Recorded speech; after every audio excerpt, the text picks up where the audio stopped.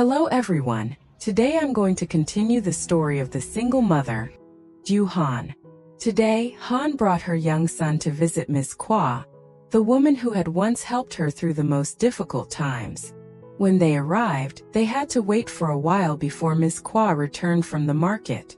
As soon as she saw Han, Miss Quynh greeted her with a warm smile and cheerfully invited both mother and son inside for tea and conversation. While they were talking, Miss Quynh suddenly noticed something unusual in Han's expression. Her eyes seemed weighed down with unspoken worries. Without hesitation, Miss Quynh asked directly, "Han, what's wrong? You look troubled." Han remained silent for a moment, then took a deep breath and decided to tell her everything about the mysterious girl she had taken in, as well as all the doubts surrounding her true identity. Han even asked Miss Quynh to have her husband, who was a police officer, help investigate his background. At first, Miss Quynh frowned slightly. Could Han have mistaken her for someone else? Or, are you sure Han isn't hiding something from you? Han hesitated. She had asked herself the same question before. But then she shook her head. It's not just Han saying Han is Hoa. I saw something myself. That day on the way home, I saw a strange man grabbing his hand and calling her Hoa. Han was terrified, kept denying it, but he wouldn't let go. When he saw me, he even threatened me, saying I was ruining his plan. Han continued, her face tense. I threatened to tell the landlord because this man had caused trouble in the area before, and was beaten up by the landlord. This time when he saw Han, he appeared again. I was so scared that I grabbed Han and ran, intending to get the landlord. But he kept pulling her back, still calling her Hoa. When I broke free and ran to get the landlord, he panicked, chased after us, and begged me not to tell. He promised he wouldn't cause any more trouble. Maybe he was afraid the landlord would report him to his parents. Han begged me to forgive him, so I let him go. In the end, he ran away and didn't dare come back. Han sighed and looked at Miss Quynh. Do you see what I mean? This whole thing is getting stranger. I don't believe Han is lying to me, but clearly something happened that we don't know about. I just hope your husband can help find the truth about Han, or maybe, as Han said, she really is Hoa. Miss Quynh fell silent for a moment, then nodded firmly. All right. I'll ask my husband to help. We need to get to the bottom of this. Relieved, Han thanked Miss Quynh, then took her son home. But even as she left, unanswered questions still swirled endlessly in her mind, giving her no peace. After a short pause, Miss Quynh spoke again. What if Han is hiding something from you? Could it be that she's deceiving you? Han thought for a moment before replying. I don't think Han has any reason to lie to me. Both of us share the same unfortunate fate. We've suffered because of abusive husbands, and that's what brought us here. I believe something must have happened to her. Something that made her forget her past.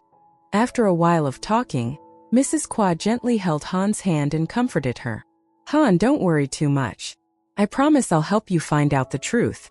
We'll get the answers soon. Han felt somewhat relieved and stood up to leave. But just as she was about to step out, Mrs. Quynh suddenly pulled her back, her eyes filled with hesitation. Han, do you know anything about my adopted son? Han was surprised, not understanding why Mrs. Quynh asked such a question.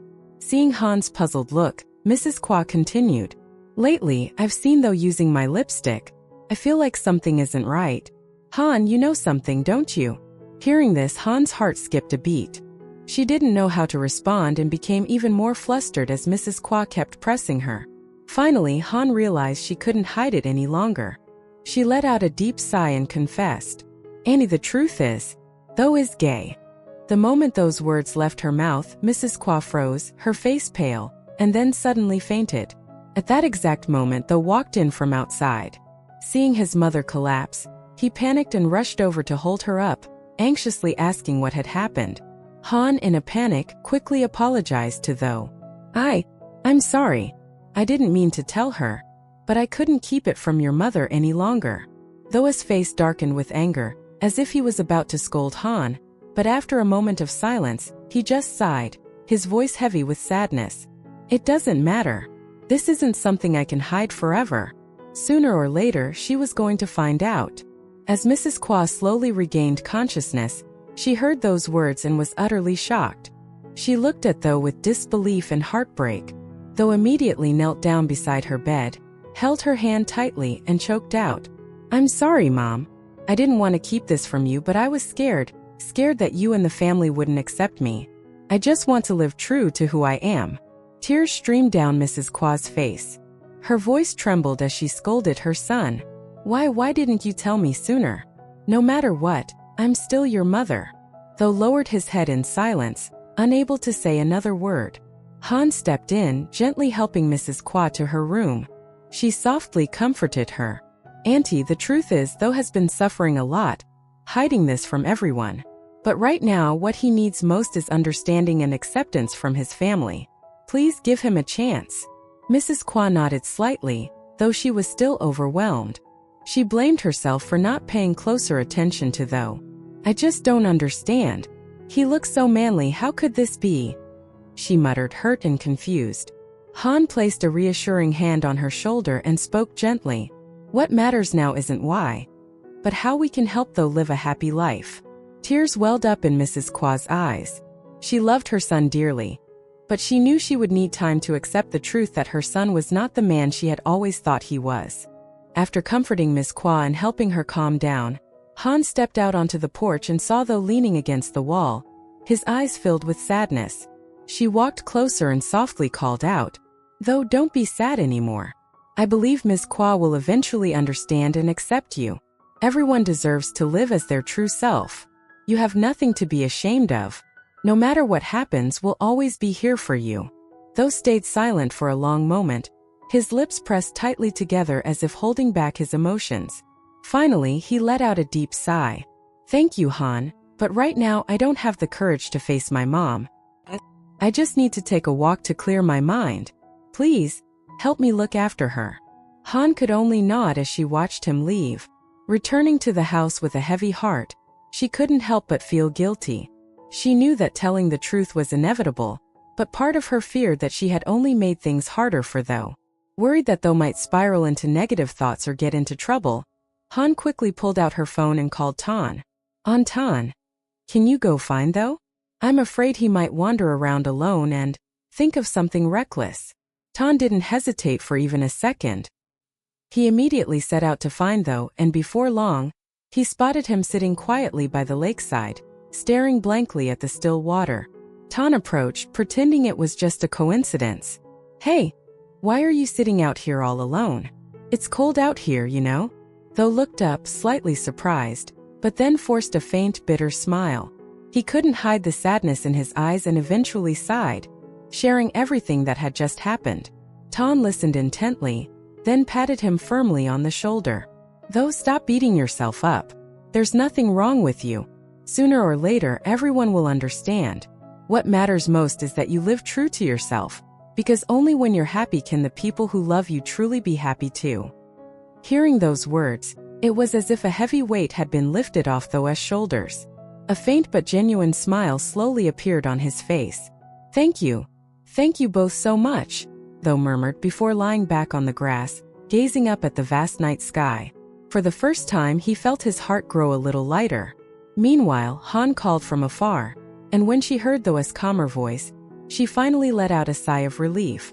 She knew that although there were still many challenges ahead, at least today, Tho had found a little more courage to face himself. While Han was in the room taking care of Miss Qua, An was busy in the kitchen.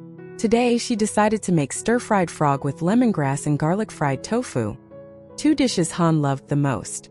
The fragrant aroma rose in thick waves, seeping through every corner of the house, blending with the clinking of the pans, filling the air with warmth. As An stirred the pan, she smiled to herself. Today Han will be so happy. She's had such a hard day. At least this meal might bring her some comfort. But just then, from the kitchen window, An caught sight of a shadow moving near the fence.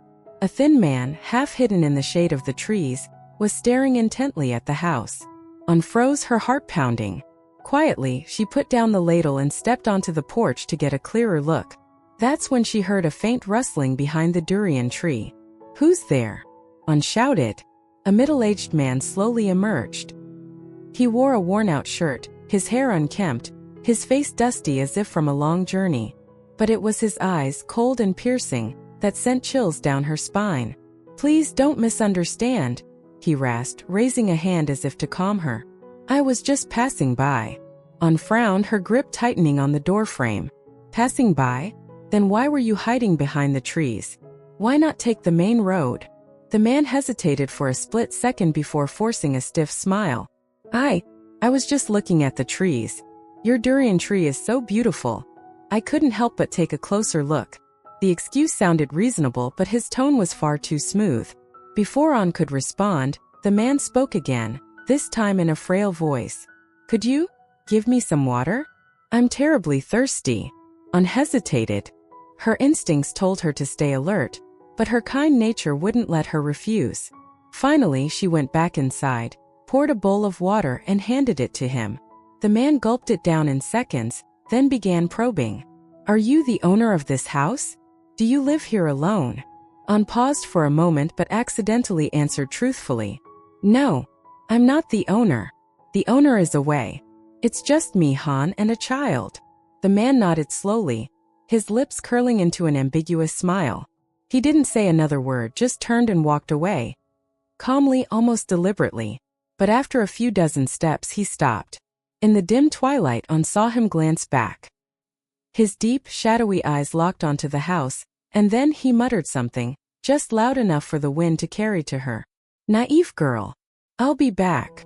When the mysterious man finally disappeared behind the trees, Han stood frozen for a long moment. No matter how hard she tried to calm herself, a lingering sense of unease continued to creep in. She returned to the kitchen, clenched her fists slightly, and told herself, maybe he was just a passerby. Nothing to worry about. And yet that cold, unsettling look in his eyes remained vivid in her mind, making her glance at the window more than once. Just then the sound of familiar footsteps approached. Han and little Tom had come home. Hearing the cheerful voice of the child instantly eased the tension in Anna's heart. She quickly smiled, took the bag from Han's hands and urged, "Go wash your hands so we can eat. I made something special today, your favorite." The three of them soon gathered around the dinner table. Tonight's meal was a feast. Fragrant stir-fried frog with lemongrass, vibrant green beans sautéed with garlic, and a steaming bowl of sour soup. In their small house, the clinking of chopsticks and soft laughter created an atmosphere of simple but heartwarming comfort. While eating, Han kept picking food for An, and An in turn gently coaxed Tom to eat more. There were only 3 of them, but the warmth and care they shared made the little home feel brighter. After the meal, An took Tom to wash up and get ready for bed. Han stepped outside, settling into the old wooden chair on the porch, her gaze lost in the distance. It felt as though a heavy stone was pressing down on her chest. An soon joined her, drying her hands with a small towel. Noticing Han's silence and the troubled look in her eyes, she sat down beside her and gently asked, "Han, what's wrong?" Han hesitated for a moment before recounting what had happened earlier that day, how she had accidentally told Miss Kwa the truth about though. Guilt weighed on every word. "If I hadn't told her," Han murmured, "maybe she wouldn't be so sad or so shocked. But I just couldn't keep it a secret any longer." An was quiet for a while, then placed a comforting hand on Han's shoulder. Her voice was calm but steady. "Han, you did the right thing. The truth can't stay hidden forever. Sooner or later, Miss Kwa would have found out. And at least this way, even if it hurts now, there's still a chance for healing." Han let out a weary sigh and rested her head on Anna's shoulder, as if seeking a place to unload the heaviness in her heart. An hesitated for a moment before speaking. "Han, this afternoon I saw a strange man. He was hiding behind the durian tree, just staring at the house." Han immediately turned to her, eyes widening in disbelief. "You mean a strange man? Did he say anything?" An slowly nodded, the memory of that cold gaze still sending a chill down her spine. "He said he was just passing by. But when I gave him some water, he started asking how many people live here. And before he left, he mumbled something. I couldn't hear it clearly, but I think he said he'd come back." Han froze. Her chest tightened as a spark of hope mixed with fear surged through her. "An, what did he look like?" Chắc đã nói. An replied slowly, her voice still tinged with hesitation. He looked to be in his 50s, tall, thin, and he said he was looking for his daughter. At that, Han shot up to her feet, her eyes widening in shock. Are you serious? An nodded firmly. Before she could say another word, Han bolted out the door as if driven by pure instinct.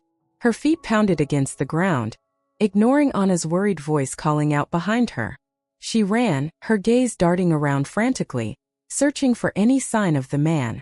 But all she saw was darkness, thick, suffocating, and endless. The night swallowed every sound whole, leaving only the pounding of her own heart in her ears. Han pushed further, scanning every tree, every shadow, every rustling bush. A single thought flashed in her mind, raw and unrelenting. If that was him, if that was my father, is he looking for me? The thought squeezed at her chest, sharp and aching. She ran faster, her voice trembling as she called out, but only the cold wind and the heavy silence of the night answered her. No figure, no sign, nothing. And in that moment, Han stopped, breathless, her chest rising and falling as hope and despair tangled painfully inside her. Người đàn ông bí ẩn tiếp tục xuất hiện tại nhà Hân. Lần này ông ta đã gặp Ánh và được Ánh tiết lộ những thông tin về Hân. Liệu những thông tin mà Ánh tiết lộ có làm cho Hân và Ánh gặp nguy hiểm hay không? Cô Hoa sẽ làm gì để giúp đỡ Hân tìm hiểu về quá khứ của Ánh? Sự thật về quá khứ của Ánh là gì?